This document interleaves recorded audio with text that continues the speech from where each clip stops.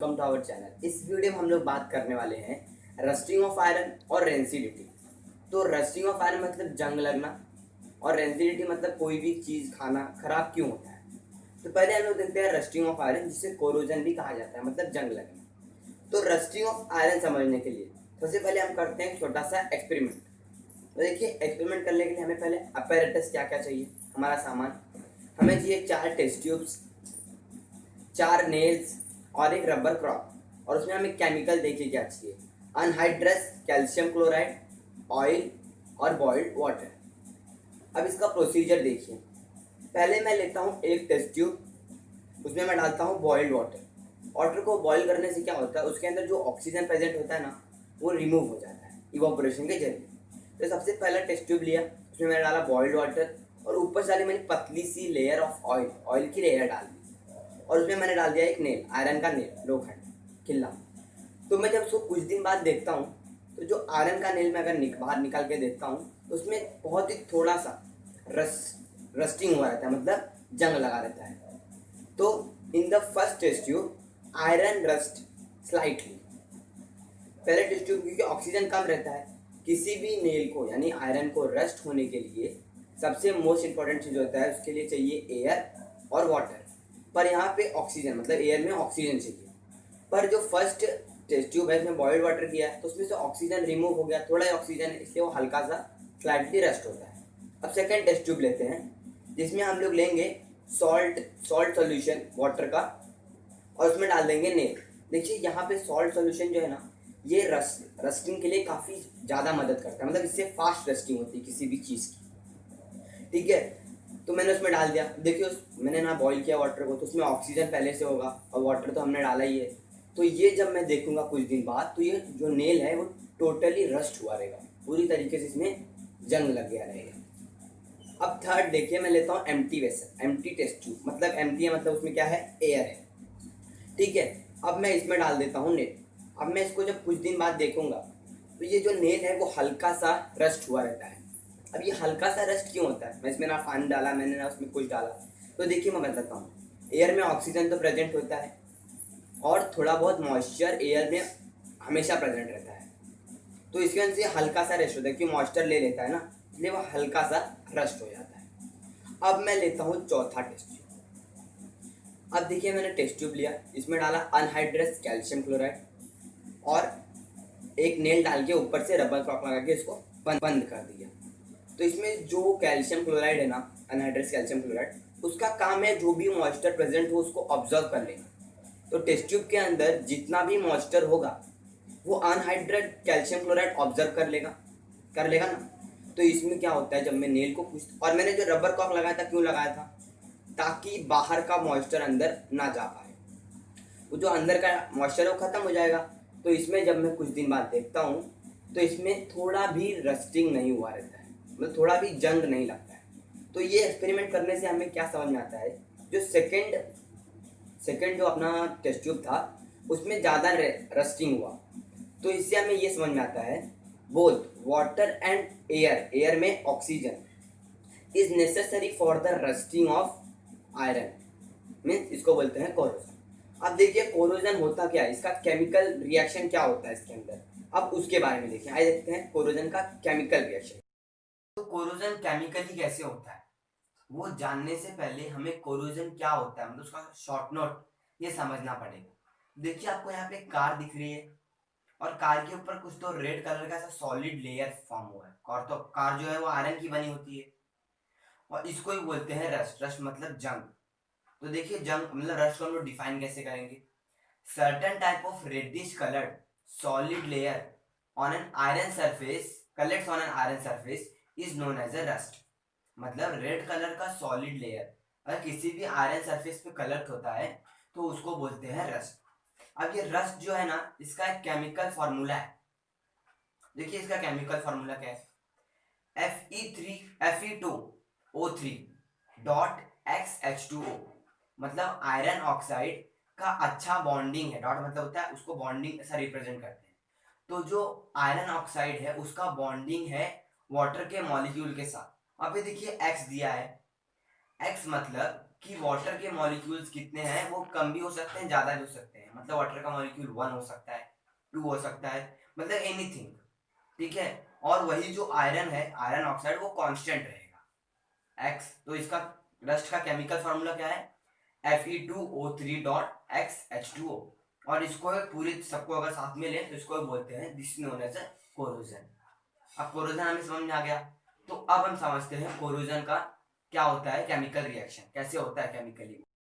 मैं आपको बताऊंगा रस्ट यानी कोरोजन फाइनली होता कैसे। अब देखिए ये नई नई विंटेज कार, अब ये कुछ साल बाद ये कुछ ऐसी मतलब एकदम रस्टेड, इसके ऊपर रेडिश लेयर आ जाता है। तो इसके बीच में ये कार के साथ कौन सा रिएक्शन होता है, नई नई कार इतनी गंदी इतनी घटिया दिखने लगती है, कौन सा रिएक्शन बीच में होता है। तो वही देखने के लिए नई कार के रूफ पे चलते हैं, छत पे। हाँ, अब हम लोग नई कार के रूफ पे हैं। अब देखिए इस पे एक ड्रॉप ऑफ वाटर गिरा, 1 ड्रॉपलेट ऑफ वाटर गिर गया उसके ऊपर। तो ये जो आयरन, देखिए आयरन के 2 एटम्स हम लेते हैं, ये जो आयरन के 2 एटम्स है ना, ये डिसॉल्व हो जाएंगे इन द वाटर। आयरन के 2 atom Fe get enter in the water. और जो Fe है ना, ये लॉस ऑफ इलेक्ट्रॉन करेंगे। जो एक Fe है, एक एटम, वो 2 इलेक्ट्रॉन को लूज करेगा, मतलब दोनों मिला के 4 इलेक्ट्रॉन को लॉस करेंगे। और जहां पे लॉस होता है मतलब ऑक्सीडेशन होता है, लॉस ऑफ इलेक्ट्रॉन मतलब ऑक्सीडेशन, उस प्लेस को एनोड बोलते हैं, ठीक है। अब यहाँ पे एनोड की प्रोसेस हो गई, लॉस ऑफ इलेक्ट्रॉन हो गया। तो अब ये हमें चाहिए, पर अभी एक थोड़ा सा इंपॉर्टेंट टॉपिक देखिए, ऊपर जाते हैं। अब देखिए कोई भी चीज है, सराउंडिंग में ऑक्सीजन प्रेजेंट होगा। जो ऑक्सीजन है वाटर में डिसॉल्व होता है, कॉमन चीज है। ऑक्सीजन वाटर में डिसॉल्व हो गया यानी O2 हो गया। अब O2 रिएक्ट करेगा विद H+ हाइड्रोजन के साथ, 4H+ लिखा है वो इक्वेशन बैलेंस करने के लिए। और मैं आपको बताऊंगा क्यों लिखा है 4H+ और हाइड्रोजन आया कहाँ से। हाँ, तो 4H+, O2+4 हाइड्रोजन। अब वो जो हाइड्रोजन है ना, वो इलेक्ट्रॉन जो एनोड पे थे, मतलब 4 इलेक्ट्रॉन जो थे ऑक्सीडेशन जहाँ पे हुआ था, उनका गेनिंग करेगा, मतलब रिडक्शन रिएक्शन दिखाएगा। कौन, hydrogen. Hydrogen will show reduction reaction. तो ऊपर क्या हो जाएगा, O2+4H+4 इलेक्ट्रॉन्स। अब 4 इलेक्ट्रॉन जो नीचे थे in the place of anode, वो अभी ऊपर चले गए। और जहां पे रिडक्शन होता है उसको कैथोड बोलते हैं। तो एनोड से इलेक्ट्रॉन चले गए इन द कैथोड। और यहाँ पे अब क्या फॉर्म हुआ इनका, जब रिएक्शन हुआ O2+4H+4 इलेक्ट्रॉन्स का, तो मिला 2 मॉलिक्यूल ऑफ वाटर, H2H2O। हाँ, इतना समझ में आ गया। अब देखिए, अब यहाँ से ध्यान से सुनना, बड़ा हार्ड थोड़ा डिफिकल्ट है। अब ये जो 2 मॉलिक्यूल है ना, किसके, 2 molecule of atoms of iron, Fe2+Fe2+, ये माइग्रेट करेंगे, एनोड से कैथोड तक जाएंगे। तो जब तक ये एनोड से कैथोड तक जाते हैं, तो उसके बीच में इनका फर्दर ऑक्सीडेशन होगा, मतलब ये वाटर के साथ रिएक्ट करेगा और खुद को फर्दर ऑक्सीडाइज करेगा। मतलब Fe2+ जो था वो वहां पे कैथोड पे Fe3+ हो जाएगा, होगा ना, Fe3+ फर्दर ऑक्सीडाइज किया उसने। तो Fe3+ अब उसका रिएक्टेंट, वो रिएक्ट करेगा with the 4 molecule of water. अब आप बोलोगे ऊपर H2H2O है, नीचे 4H2O, क्योंकि देखिए 2 आयरन है इसलिए हमने उसको डबल किया नीचे, यानी 4H2O ले लिया। हाँ, अब जब ये रिएक्ट करेंगे Fe3+ मतलब 2 मॉलिक्यूल ऑफ आयरन, उनका रिएक्शन होगा 4 मॉलिक्यूल ऑफ वाटर। तो इससे हमें मिलेगा Fe2O3.H2O। मतलब रस्ट का देखिए केमिकल इक्वेशन क्या है, आयरन ऑक्साइड बॉन्डिंग उसका अच्छे से वाटर के साथ, और साथ में हमें मिलेगा 6 मॉलिक्यूल ऑफ हाइड्रोजन। समझा क्या हाइड्रोजन कहाँ पे आता, देखिए। हाँ, तो देखिए जब एनोड से कैथोड तक इसने ट्रेवल किया आयरन ने, और उसने रिएक्ट किया with the 4 molecule of water, तो हमें रस्ट मिला। और इसी वजह से इस बीच में वो जो विंटेज नई कार थी वो इतनी घटिया दिखने लगी थी।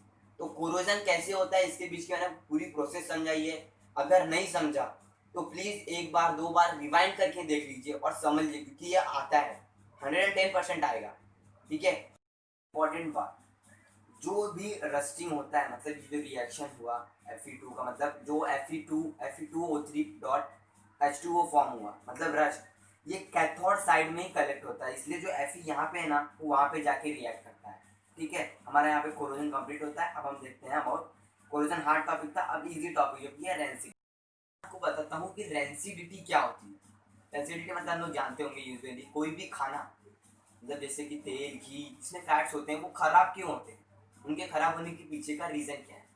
देखिए सपोज मैंने एक बाउल में ऑयल भर के बाहर मतलब असाइड में रख दिया बाहर, तो जो बाहर के ऑक्सीजन है ना वो इसमें डिजॉल्व होके ऑक्सीडेशन प्रोसेस करेंगे।